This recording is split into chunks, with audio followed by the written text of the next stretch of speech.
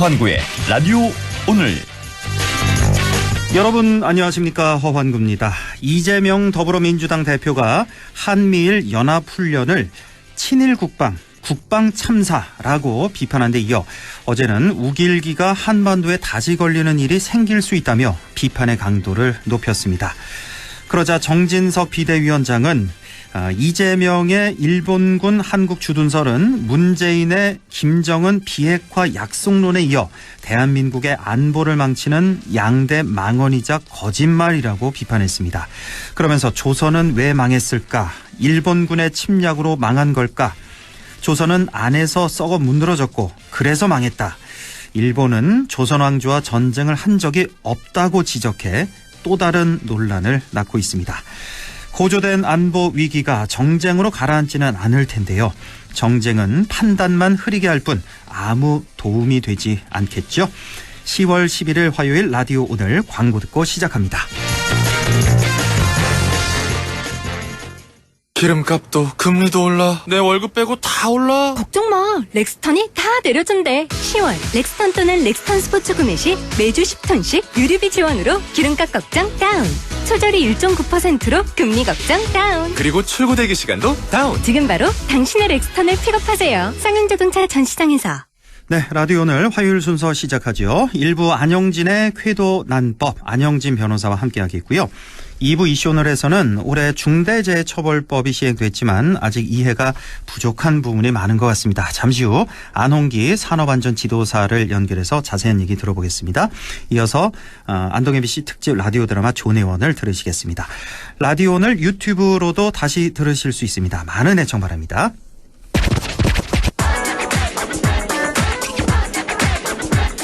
안영진의 쾌도 난법 시작합니다. 오늘도 안영진 변호사와 함께하죠. 변호사님 안녕하십니까? 네, 안녕하십니까? 예, 서울 서부지검이요. 어제 특정경제범죄 가중처벌법상 횡령 혐의를 받고 있는 방송인 박수홍 씨의 친형 A 씨를 구속 기소했습니다. 자, 수사 과정에서 박수홍 씨의 박수홍 씨의 아버지가 친형 A 씨는 범행과 무관하다.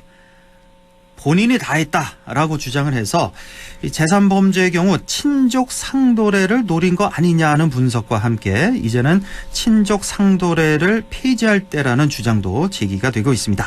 오늘 이 사건을 중심으로 친족 상도례에 대해서 얘기 나눠보겠습니다. 자, 우선 이번 박수홍 씨 사건 개요부터 좀 간략히 설명해 주실까요? 네, 참으로 안타깝고 여론의 분노를 자아내는 사건인데요. 예. 박 씨의 친형이 2011년부터 2021년까지 약 10년 동안 연예 기획사를 운영하면서 박 씨의 출연료와 수익금 등 약 61억 7천만 원을 횡령한 혐의로 구속 기소되었는데요. 네. 그렇습니다. 이게 크게 법인 자금을 횡령한 부분과 개인 박수홍의 자금을 횡령한 부분으로 구분되는데요. 네. 법인 자금 횡령 부분에서는 실제로 사람을 안 써놓고 썼다고 장부에 기재해서 돈을 빼먹은 인건비 허위 계상 19억 원, 예. 그다음에 부동산 메인 목적 기획사 자금 불법 사용 11억 7천만 원 부분, 그리고 기타 기획사 자금 무단 사용 9천만 원, 네. 그리고 기획사 신용카드를 용도 외로 약 9천만 원 사용한 점인데요. 예. 참고로 상법상 이제 회사는 모두 법인인데 이런 법인의 카드는 다 용도가 지정되어 있습니다. 네. 그래서 예를 들어 지금 우리 안동에도 농업 법인도 있고 여러 가지 이제 법인이 크고 작은 법인이 많습니다. 이런 법인의 카드는 예. 설사 이거 실제로 내 법인이야 이렇게 생각하셔도 용도 외로 쓰면 횡령이 된다는 점을 말씀드리고 싶고요. 예. 그리고 이제 개인 자금 횡령 부분은 박 씨의 개인 계좌로부터 무단 인출 29억 원. 요게 이제 공소 사실인데요. 예. 이제 여기서 법인 자금인지 개인 자금 횡령인지 구분이 중요한 이유는 이제 친족 상도례 적용과 관련해서 피해자가 누구인지가 좀 쟁점이기 때문입니다. 네. 그리고 박 씨의 친형과 함께 친형의 부인도 일부 혐의에 대해서는 불구속 기소된 상태인데요. 네. 정말 다시 이래 봐도 어떻게 이렇게 할 수 있나 생각이 참 듭니다. 그러니까 이게 금액이 워낙 커서요. 6억도 아니고 60억 원이 넘다 보니까 10년 동안 무려 어떻게 맞습니다. 이런 일이 있었는지 아마 전 국민의 다들 놀라셨을 텐데, 자, 이 사건과 관련해서요. 친족 상도례라는 용어가 계속 보도가 되고 있어요. 그래서 제가 네. 안영진 변호사 생각이 났어요. 이것 좀 네. 설명해 주시면 좋겠다. 자, 이 사건과 어떤 관계가 있는 겁니까? 가족 상도례. 네, 일단 친족 상도례의 의미를 알 필요가 있는데요. 예. 쉽게 말해서 그 다른 범죄가 아니라 재산 범죄의 경우에 친족이 친족에게 범죄 행위를 한 경우는 첫째는 아주 가까운 친족이면 아예 형을 면제하거나 네. 또는 둘째 그 아주 가까운 친족은 아닌데 조금 멀지만 친족이다. 그러면 피해자의 고소가 있어야만 처벌할 수 있다. 요 두 가지 내용이 친족 상도례입니다. 친고죄군요, 이것도. 예, 그래서 좀 더 이제 구체적으로 설명드리면은 예. 첫 번째 친족 상도례는 재산 범죄에 국한해서 적용된다는 점이 중요합니다. 예. 그래서 뭐 살인죄나 폭행, 상해죄 이런 죄는 당연히 적용이 안 되는데요. 강도죄나 손괴죄의 경우에는 재산 범죄의 성격이 있지만 적용은 안 됩니다. 네. 한편 이제 절도, 공갈, 사기, 횡령, 배임 등등의 재산 범죄에는 아까 말씀드린 친족 상도례가 적용이 되는데요. 네. 박수홍 사건은 횡령 사건이고 친형, 아버지 등이 연관돼서 친족 상도례 적용이 문제되는 겁니다. 예. 일단 아주 가까운 친족 간의 재산 범죄는 형이 면제된다고 말씀드렸는데요. 네. 그 범위가 조금 이제 쉽지는 않습니다. 직계혈족, 그러니까 아래우로 직접 연결된 이제 피가 섞인 사람을 직계혈족이라고 합니다. 그러니까 뭐 배우자 쪽이 아니라 나를 그렇습니다. 중심으로 해서 위아래로. 뭐 아버지, 어머니, 예. 뭐 할머니, 할아버지 또는 밑으로 아들, 밑으로. 뭐 손자 요렇게 가게 직계혈족입니다. 직계혈족. 예. 그리고 배우자, 예. 동거 친족, 동거 가족 또는 그 배우자. 예. 요게 이제 요런 사람들 간의 재산 범죄 범하면은 형을 아예 면제해버립니다. 이게 바로 친족 상도례라는 거죠. 예, 요게 친족 상도례 아주 가까운 친족 간에는 형을 면제하는 내용이고요. 예. 예를 들어서 아버지나 아들, 부인, 며느리가 본인의 돈을 훔쳐가거나 막 사기를 치거나 횡령을 하면 아예 처벌받지 않는다는 말이죠. 예. 아무리 많이 훔쳐가거나 사기쳐도 한 가지입니다. 그래요. 예. 이게 좀 약간 두 개를 가정하는 측면이 있는데요. 예. 이 사건으로 돌아오면은 이제 박 씨의 아버지가 스스로 본인이 모든 범행을 다 했고 큰아들은 전혀 몰랐다라고 수사기관에서 주장했다고 보도가 나고 있는데요. 네. 만일 박수홍 씨 개인 재산에 대해서 아버지가 횡령했으면은 아버지는 친족 상도로 인해서 처벌을 피하는 게 맞습니다. 개인 돈이면 이 횡령한 금액이. 예, 그렇죠. 아들내미 돈 아무리 훔쳐도 처벌 안 받으니까요. 예. 그런 이유로 이제 그 아버지가 우리 큰아들내미는 아무것도 모르고 안 했고 내가 다 했다라고 진술하고 있다는 이제 분석인데 이것도 설득의 그런 점도 있죠. 근데 아까 처음에 사건 개요 설명하실 때 예. 개인 자금도 있었고 법인 자금도 있었잖아요. 예, 바로 그 점입니다. 예. 이 사건은 법인 자금 횡령과 개인 자금 횡령으로 구성되어 있는데요. 예. 당연히 법인 자금의 경우는 법인이 피해자입니다. 그래서 피해자와의 친족 관계가 있느냐를 따지는 친족 상대로는 당연히 예. 이제 여기 적용이 안 됩니다. 예. 법인의 아버지는 뭐 형이 있으니 만부하기 때문이죠. 그렇죠. 예. 그래서 법인 부분은 친족 상대례와 무관하고 지금 개인 부분에 대해서는 이제 아버지가 좀 끌어안고 가려는 게 아니냐 이런 이제 분석이 있습니다. 예. 한편 이제 형이 면제되는 범위 외의 친족이죠. 즉 좀 먼 친족이 범행을 한 경우에는 이제 피해자의 고소가 있어야만 처벌되는데요. 예. 친고죄라고도 합니다. 예. 요 범위 친족이라는 게 민법에 규정되어 있는데 크게 세 종류입니다. 8촌 이내 혈족, 4촌 이내 인척, 배우자 이렇게 돼 있는데요. 그래요. 요 범위가 조금 막 뭐 배우자, 인척, 배우자 좀 복잡한데 일단 요 정도 말씀드릴 수 있겠습니다. 그러니까 친족, 우리가 흔히 말하는 친족이 8촌 이내 혈족, 그렇습니다. 4촌 이내 인척, 배우자 이렇게. 예, 84 배우자 요래 외우시면 됩니다. 84 배우자. 예. 사법시험 볼 때 이렇게 외웠죠? 예, 맞습니다. 그 머리 글자 한번 따서 외우는 건데 이런 식으로 많이 외우곤 합니다. 그러니까 이 시청자 여러분께서도 이렇게 좀 법률 상식을 외우실 때 이렇게 좀 머리만 외우된 이런 게 하시면 좀 도움이 될 것 같습니다. 뭐 외울 게 너무나 많아서. 배우자입니다. 84 배우자. 예. 자, 그나저나 이 박수홍 씨 이번 사건 같은 경우는 그러니까 아까 개요 설명하실 때 60억 상당의 이제 횡령인데 대략 60억 정도. 네네. 반은 법인 자금 횡령, 반은 개인 자금 횡령 이렇게 보면 되겠군요. 근데 대강 그 정도 됩니다. 박수홍 씨의 아버지가 이거 내가 다 했다라고 우기는 거는 개인 자금 횡령 아까 29억이라 그랬나요? 이 금액에 대해서 친족 상도례를 적용받기 위해서 이렇게 자꾸 우기고 있는 거다. 주장하고 있는 거다. 이렇게 보면 되겠네요. 그 분석이 예. 상당히 설득력이 있습니다. 아, 그렇게. 일단은 객관적으로는 그렇게 본다는 그런 예, 말씀이시고. 자, 그런데 아무리 우리가 뭐 아버지나 어머니, 아들, 며느리라고 해도 뭐 거액을 횡령하거나 훔쳐가도 처벌받지 않는다는 거. 이거 사실은 좀 납득이 되지 않는 측면도 있고. 네. 그러니까 그 금액이 뭐 예를 들어 뭐 1,000만 원, 2,000만 원 이 정도는 좀 우리가 용인이 되는데 금액이 네. 이렇게 박수홍 씨 사건처럼 너무나 커버리면 이게 납득이 되지 않고 더군다나 장애인의 경우에는 본인이 이제 고소를 해야 되는데 이거 못하는 경우도 많이 있어서 친족의 범행에 대해서 무방비일 경우가 좀 상당히 많을 것 같습니다. 예. 그렇죠? 맞습니다. 저도 사건을 하다 보면은 예, 그 이혼 직전에 부인 내지 남편이나 자녀가 예. 집에 있는 돈이나 기증을 싹 다 훔쳐가 나가버리는 경우에 오, 예. 피해자는 일단 가족이니까 특히 그 아주 가까운 가족이잖아요. 아, 그렇죠. 그러니까 아무런 형사법적 보호를 받을 수 없어서 돈통을 터뜨리는 거를 많이 보게 됩니다. 아, 뻔히 훔쳐간 거 아는데도. 예, 신고해도 아이고 누가 아무 소용이 훔쳐갔니까 없군요. 이러면 부인이에요 또는 뭐 아들이에요 이러면 이미 부인이나 아들이 실제로 아닌데도 법이 이렇기 때문에 아무런 그렇군요. 이제 처벌을 안 받게 되는 겁니다. 예. 또 민사적으로도 훔쳐가가지고 딴 데 놔둬버리면 뭐 소송에서 이겨도 못 찾고 증거도 사실 어렵거든요. 그렇겠네요. 이게 실무상 이런 문제가 많이 있긴 합니다. 이 친족 상도례라는 게 우리나라만 있나요? 외국은 어때요? 예, 이게 뭐 혹자는 이제 유교 문화 때문에 우리나라에 있는 거 아닌가라고 예. 말씀은 그건 아닙니다. 이게 아, 이제 유럽에도 있고 역사 깊은 제도인데요. 예. 이제 고대 로마에서는 이제 그런 유명한 법원이 있습니다. 법은 문지방을 넘지 않는다라는 게 있어 관습이 있었고요. 이게 무슨 말이에요? 그래서- 법은 문지방을 넘지 않는다. 그러니까 이제 국가의 알아서 해라? 어떤 어. 국가의 법은 이제 네. 그 가정 내 문지방 아. 문턱을 안 넘어온다 이겁니다. 아, 집안 그래서 일은 알아서 해라. 예, 그런 집안 거군요. 일은 그 가부장 재밌네요. 가장이 알아서 처결해라 이런 건데요. 예, 예. 그 동일 가구 안에서 뭐 그때는 절도가 이루어져도 가부장이 알아서 처벌할 수 있었던 사례가 있었습니다. 예. 그런데 이런 로마법이 쭉 유럽에 내려오면서 독일 등 유럽 근대형법에도 영향을 줘서 친족 상도례가 이제 독일, 프랑스 이런 데도 존재하긴 합니다. 그래요? 하고 이제 이런 유럽법을 일본이 받아들였는데 일본 법이 또 우리나라에 그렇죠, 영향을 우리가 줘서 우리 그대로. 초기 형법부터 친족 상도례가 도입돼서 지금까지 이루고 있는데요. 아, 예. 그 뭐 이제 가족 간의 분쟁에 대해서는 국가가 개입하기보다는 가족이란 자율 공동체 내에서 자율적으로 해결하는 게 바람직하다는 생각이 전제된 걸로 일단은 보입니다. 예.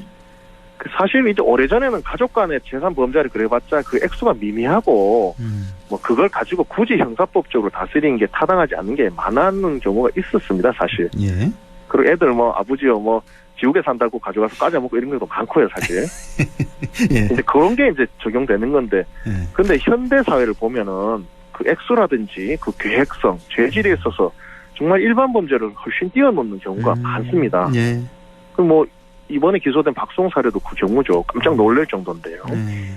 그 아까 말씀드린 뭐 예를 들어서 바람을 피우고 이혼할 마음 먹고 있다가 가만 보고 있다가 배우자 모든 기금속과 돈을 들고 나가버리는 경우까지 과연 우리 사법 체계가 뒷짐을 지고 있어야 하느냐 의문이 들고 예. 또 이 아까 말씀드린 박수홍 씨 사례에서 지적된 것처럼 친아버지가 수십억 억을 직접 횡령해 버린 경우까지 국가는 아무런 대응을 하지 않는 게 타당하냐에 대해서 이번 사건이 계기돼서 참 개정 여론이 많이 일고 있는 것으로 보입니다. 그러네요. 예. 그래서 이제 정부 쪽의 흐름을 보면은 지난 6일 요즘 유명세를 타고 있죠. 한동훈 법무부 장관이 국정감사에서 예. 예전 법무부 장관이었던 박범계 의원이 친족 상도례 규정에 대해서 의견을 묻자 아, 그래요? 그 예전의 사회에 물었습니다. 예. 그러니까 굉장히 의미심장한 말을 하는데 예전의 사회 개념은 그대로 적용하는 게 어렵다고 생각한다라고 이제 개정할 의향을 내비쳐서 더욱 개정 여론에 탄력이 붙고 있는데요. 예. 그래서 여기서 이제 장애인 부분은 장애인 복지법에 의하면 장애인 학대 범죄 중 사기, 공갈, 배임, 횡령 등 일부 범죄에 대해서는 친족 상도례 적용을 배제한다라고 88조의 3에 명시가 됐는데요. 예. 이게 2021년 7월 27일입니다. 그 전에는 장애인들 같으면 더 사각지대였는데 요건 진일보 했긴 했습니다. 불과 1년 남짓 됐군요. 예, 그나마 1년 다행이네요, 그래도. 좀 따끈한 법인데 그 전에 얼마나 많은 장애인들이 이 친족 상도례 때문에 정말 뭐 뭘 할 수 없었는지. 그러니까요. 이걸 보면은 이 법이라는 게 참 그렇습니다. 답답한 측면이 있는데요. 그렇네요. 예, 그렇습니다. 법적인 친족이라고 해도 이 실질적으로 남처럼 사는 경우도 많습니다. 그럼요. 예.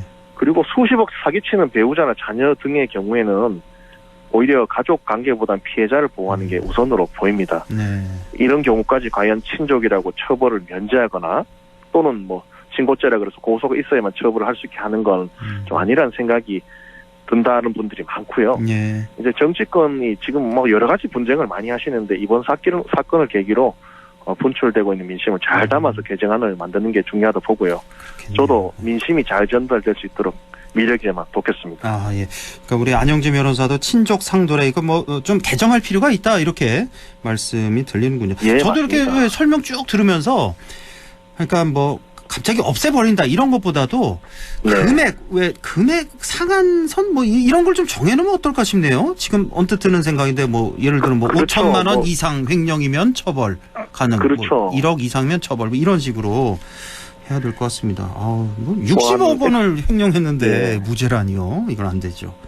그렇죠. 이게 법으로부터 자유로운 영역에 대해서는 근데 법치주의 국가 굉장히 예외적으로 이제 네. 보고 있습니다. 그 중에 하나가 사면권하고 이런 친족 상도례인데요. 예. 둘 다 시대 흐름에 따라 점점 제한하자는 여론이 많아지고 있고 예. 우리 국회도 좀 이런 흐름과 호흡을 좀 해야 되지 않느냐. 알겠습니다. 또 저도 그런 호흡의 흐름에 좀 힘을 보태겠다 이런 생각을 많이 해봤습니다. 예. 자, 박수홍 씨 친형 사건과 관련된 친족 상도례 이 논란에 대해서 오늘 안영진 변호사와 알아봤습니다. 아까 뭐 84 며느리가 뭐라 그랬죠? 그 친족감에 8촌 혈족이란 게 혈족. 8촌 이내에 친족이란 게 8촌 이내 혈족, 네. 4촌 이내 인척, 그리고 배우자. 그래서 84 배우자 이렇게 말씀드릴 수 있겠습니다. 알겠습니다. 지금까지 안영진 변호사와 함께했습니다. 고맙습니다. 네, 감사합니다. 네, 라디오 오늘 2부에서 뵙겠습니다.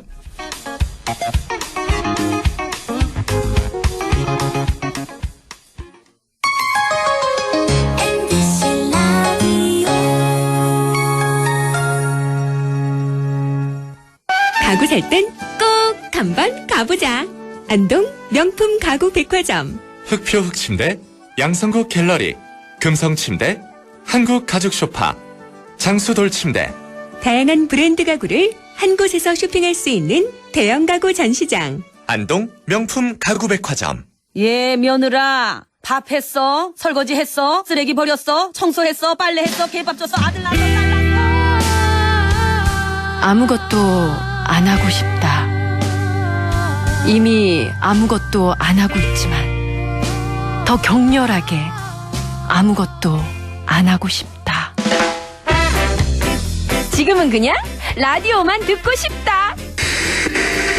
MBC 라디오. MBC 라디오. 라디오 청취자 10명 중 4명이 듣는 방송 국가대표 라디오 MBC 라디오.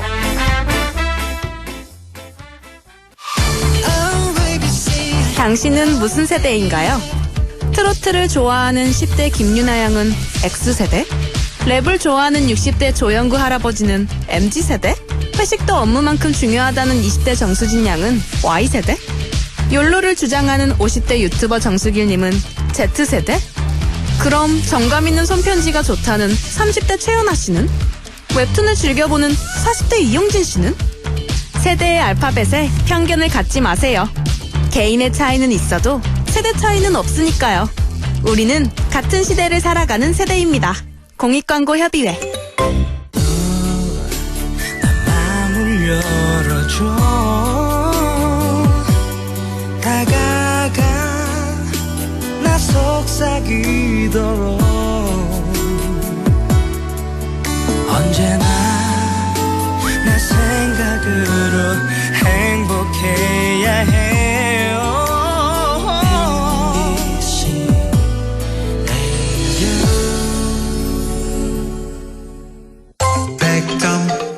MBC 라디오. 네, 네, 6시 24분 32초 지나고 있네요. 이슈 오늘 시작합니다. 자, 올해 1월부터 중대재해처벌법이 시행됐는데요. 여전히 논란도 많고 또 이해가 부족한 부분도 많은 것 같습니다. 오늘부터 대구에서 대한민국 안전산업박람회도 열리고 있는데요. 이 소식 함께 알아보겠습니다. 행복건설안전기술원의 대표 안홍기 산업안전지도사 연결돼 있습니다. 자, 안홍기 대표님 안녕하십니까? 네, 안녕하십니까. 예, 반갑습니다. 우선 잘 모르시는 분들을 위해서 산업안전보건지도사에 대해서 설명을 좀 해주시죠. 네, 청취자 여러분 반갑습니다. 산업안전보건지도사는 한국산업인력공단에서 1년 1회 시행하는 국가 전문 자격이며 일종의 개인사업 면허 자격으로 건설안전, 기계안전, 전기안전, 화공안전, 보건 분야의 전문가입니다. 예. 산업안전보건법과 중대재해처벌법 등 안전보건법령을 응용하여 건설 현장과 제조업체에서 산업재해를 예방하고 근로자의 생명과 안전을 다루며 안전보건대장 작성 확인, 위험성 평가, 안전점검, 안전보건교육 등 안전보건 컨설팅을 실시하여 산업재해를 예방 지도하는 업무를 수행하는 최고의 안전보건 전문가입니다. 그렇군요. 산업재해를 예방하고 지도하는 업무를 수행하는 최고의 안전보건 전문가다라는 말씀이시고, 자, 산업안전의 중요성 뭐 아무리 강조해도 지나치지 않습니다. 우리나라의 산업안전 현황이 어떤가요? 네, 우리나라의 산업안전은 크게 건설업과 제조업으로 볼 수 있는데요. 예. 2021년 산업재해사고 사망자는 828명인데 이중 건설업은 417명, 예. 제조업은 184명으로 사고 사망자 중 건설업, 제조업에서 70% 이상 발생하였습니다. 아, 그러니까 작년 같은 경우는 산재 사고 사망자가 828명이라고요? 예. 그럼 뭐 거의 하루에 3명 가까운 꼴로 이렇게 발생하는 거잖아요. 네, 맞습니다. 아, 너무 많네요. 사망자가.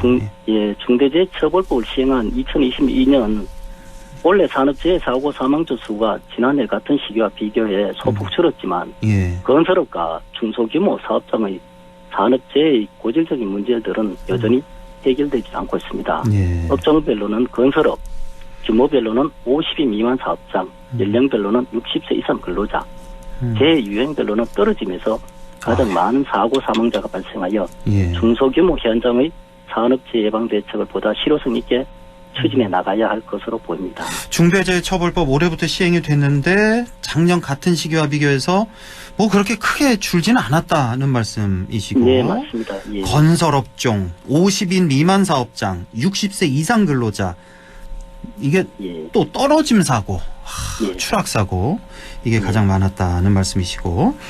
자, 그리고 12일, 그러니까 내일부터네요, 바로. 대구 엑스코에서 제8회 대한민국 안전산업박람회가 열리는데, 우리 대표님께서 이곳에서 또 특강을 하신다고 들었는데요. 우선 대한민국 안전산업박람회 어떤 행사입니까? 네, 대한민국 안전산업박람회는 국가안전총괄부처인 행정안전부가 주최하는 국내 최대 규모의 안전산업 전문 전시회로 국내외 업계 종사자, 정부, 지자체, 공공기관 관계자 등 국내외 바이어들을 한자리에서 만날 수 있습니다. 네. 10월 10일부터 14일까지 3일 동안 대구 엑스코에서 개최되는 대한민국 안전산업박람회는 행정안전부, 대구광역시, 경상북도가 주최하고 코트라, 동방성장위원회, 엑스코가 주관하는 행사로 공신력 있는 안전 관련 공공기관과 우수기술을 보유한 대기업 등 250여 기관과 기업이 참여하는 전문 전시회로 지역 균형 발전을 위해 처음으로 대구에서 개최합니다. 네. 대한민국 안전산업박람회는 방재하재, 보안, 산업, 생활, 교통해양, 공공서비스 등 안전 분야 첨단 기술, 제품, 스마트 안전 장비와 소개와 관련 기업의 국내외 판로 개척을 통한 안전산업 육성을 목적으로 추진되는 행사입니다. 저희 회사도 산업안전보건법, 중대재해처벌법 등 건설안전 종합서비스를 제공하는 지역업체로 참여를 하게 되었으며 박람회 기간 중에 산업안전지도사인 제가 초청 특강을 실시합니다. 예, 그렇군요. 대한민국 안전산업박람회 내일부터 대구에서 열리는데 뭐 250여 개 기관 또 기업이 참가하는 아주 큰 행사라는 거 그리고 우리 안홍기 대표님 또 여기서 또 특강을 진행하신다는 그런 말씀까지 드리겠습니다. 자, 질문을 조금 건너뛰어서 이제 중대재해처벌법이 올해 1월 27일부터 시행이 됐는데요. 아직까지도 좀 이해 못하시는 그런 분들 좀 많이 계신 것 같아서요. 중대재해처벌법의 제정 배경이 좀 궁금합니다. 중대재해처벌법이 뭔가요? 네, 과거에 많은 산업재해가 발생했죠. 1994년도 성수대기업 붕괴, 1995년도 삼풍백화점 붕괴, 2008년도 이천 냉동창고 화재, 2014년도 경주 마우나 우성 리조트 붕괴, 2019년도 서울 잠원동 철거 건물 붕괴, 2021년 광주 아파트 공사장 붕괴 등 많은 사고가 발생하여 교육시설안전법, 건축물관리법 등 안전보건법령이 재개정되었죠. 그리고 28년 만에 산업안전보건법이 전면 개정되었습니다. 산업안전보건법 제67조 발주자의 산업재해 예방조치가 신설되었는데 이는 유해 위험 요인을 파악하는 안전보건대장 작성, 이행 확인으로 근로자의 산업재해를 줄이고자 합니다. 또한 2018년 태안하력발전소 압사사고 일명 김영균법이라고 하죠. 그리고 2020년 이천물류센터 공사장 화재 사고로 많은 인명사상자가 발생하였는데 이 두 번의 사고로 인하여 중대재해처벌법 논의가 시작되었고 금년도 1월 27일부터 중대재해처벌법이 시행되었습니다. 중대재해처벌법은 중대산업재해와 중대시민재해로 구분되며 안전보건조치 의무를 위반 시 사망 1명 이상, 부상 2명 이상, 질병 3명 이상 발생 시 사업주와 경영 책임자는 처벌을 받게 됩니다. 경영 책임자는 지방자치단체장인 지사, 시장, 군수, 구청장과 지방공기업장, 공공기관장을 말합니다. 공무원은 중대재해처벌법의 목적에 들어와 있죠. 업무상 가실로 인한 인명사고 발생 시는 형법의 업무상 가실치사상으로 처벌을 받게 됩니다. 그렇군요. 자, 그러면 중대재해처벌법의 주요 내용도 좀 알려주시죠. 네, 먼저 중대재해처벌법의 기본 방침은 안전보건법령인 산업안전보건법, 산업안전보건기준규칙을 준수하는 것입니다. 따라서 산업안전보건법과 중대재해처벌법 둘 모두를 이해를 해야 합니다. 중대재해는 중대산업재해와 중대시민재해로 분류되는데 중대산업재해는 50억 이상 건설공사 현장과 노급, 농력, 위탁사업장이 해당되며 중대시민재해는 공중이용시설로 이해를 하시면 되겠습니다. 산업안전보건법은 안전 및 보건조치를 위반 시 행위자를 처벌하는 법이며 중대재해처벌법은 안전보건확보 의무 미이행 시 경영 책임자를 처벌하는 법입니다. 중대재해처벌법 주요 내용은 전담 조직을 갖추고 종사자 참여, 면담을 실시로 계획서, 매뉴얼, 절차서를 작성하여 안전보건관리체계 구축을 수립하는 것입니다. 또한 유해 위험 제거인 위험성평가 실시, 안전보건교육 실시로 담당자와 현장 관계자의 역량을 강화하며 반기별 점검 등 안전보건 활동을 실시하여 위험을 사전에 예방하여야 합니다. 궁극적으로는 안전보건 목표를 매년 실행할 수 있도록 선정하여 경영 책임자의 리더십으로 중대재해에 대하여 경영평가 등 지속적으로 개선하는 것이라 할 수 있겠습니다. 그렇군요. 이 중대재해처벌법 말씀 들어보니까 경영 책임자가 할 일이 참 많은 것 같습니다. 아까도 설명하셨지만 경영 책임자라고 하면 그냥 쉽게 말해서 시장 군수 이렇게 보면 되겠네요. 네, 맞습니다. 시장 군수들. 자, 혹시 우리 지역에 이제 우리 경북 북부 지역에 지자체 대응은 어떻게 잘하고 있는지 혹시 우리 안홍기 대표님 보시기에 선제적으로 참 잘하고 있다. 이런 지자체는 어디가 있을까요? 네, 산업재해 중대재해를 예방하기 위해서는 경영자 역할의 비중이 크죠. 지자체의 경영 책임자는 바로 시민들의 안전을 책임지는 시장 군수를 말합니다. 중대재해처벌법은 금년도 1월 27일부터 시행됐지만 금년 6월 1일에 지방선거가 치러지면서 지방자치단체장은 임기가 7월 1일부터 시작되었죠. 우리 지역의 일부 지자체장은 아직도 중대재해처벌법에 무관심하며 안전보건관리체계 구축, 안전보건 확보 의무사항에 대해 제대로 인식을 못하고 있습니다. 심지어 일부 지자체에서는 전담 조직도 구축을 하지 않고 있는 실정입니다. 또한 지자체 담당 공무원들도 중대재해처벌법의 해석이 어려운지라 중대재해 예방에 대해 미흡하게 준비하고 있으며 역량 부족으로 인하여 업무를 형식적으로 처리하고 부서별 업무를 떠넘기는 등 안일하게 대처하고 있는 것 같습니다. 예. 우리 지역에서 중대재해처벌법에 대해 선제적으로 운영을 잘하고 있는 지자체는 봉화군을 들 수 있습니다. 봉화군이에요? 네, 왜 그렇죠? 전담 조직을 구성하고 안전보건 체계를 구축하고 실행 점검을 하고 있으며 예. 사업장 위험성 평가, 전문가로 하여금 안전보건 교육을 실시하여 역량을 강화하는 등 안전에 대하여 인력과 예산을 투입하여 중대재해 예방을 위해 적극적으로 대응하고 있는 지자체라고 할 수 있겠습니다. 예, 그렇군요. 봉화군이 선제적으로 잘하고 있군요. 우리 지역에서는. 네. 자, 네. 앞으로 중대재해처벌법과 관련해서 지자체에서는 어떻게 대응을 해 나가야 할지, 어떻게 하면 제 역할을 다할 수 있을지, 마지막으로 좀 한 말씀 해주시죠. 네, 인명보다 소중한 것은 없습니다. 한 번의 재해는 큰 손실로 돌아오게 됩니다. 우선적으로 필요한 것은 인식의 변화입니다. 네. 중대재해처벌법이 시행된 후 실제 현장에서는 안전에 대한 변화를 조금씩 느끼고 있습니다. 재해를 예방하기 위해서는 최고 경영자인 지방자치단체장의 강력한 관심과 의지가 중요합니다.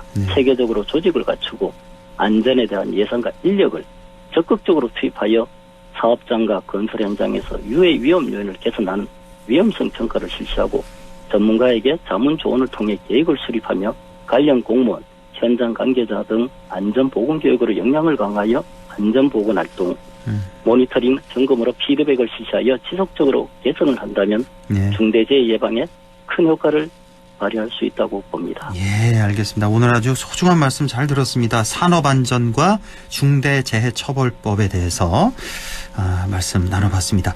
예. 자, 지금까지 행복건설안전기술원 대표 안홍기 산업안전지도사와 말씀 나눠봤습니다. 자, 안홍기 대표님 고맙습니다. 예, 고맙습니다.